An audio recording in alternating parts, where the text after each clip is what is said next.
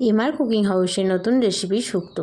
আমরা বাঙালিরা কম বেশি সবাই শুক্তো খেতে ভালোবাসি।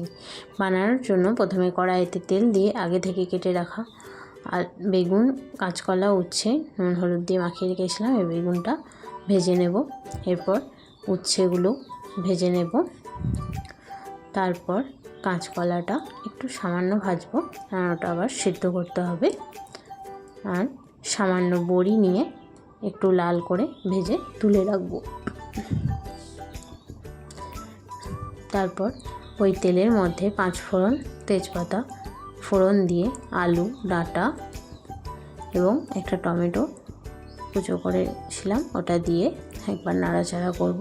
এরপর আদার পেস্ট দিয়ে দেব, দিয়ে আবারও একবার নাড়াচাড়া করে স্বাদ মতো নুন দিয়ে একটু ঢাকা দিয়ে লো হিটে কষিয়ে নেব। তারপর হলুদ গুঁড়ো, জিরে গুঁড়ো দিয়ে আবারও একবার নাড়াচাড়া করে একটু কাশ্মীরি লঙ্কার গুঁড়ো দেব 1 চামচ। তারপরে বেটে রাখা সর্ষেটা দিয়ে কিছুক্ষণ নাড়ব, বেশি কষবো না কারণ সর্ষেটা তেতো হয়ে যেতে পারে। এবার জল দিয়ে দেবো সেদ্ধর জন্য।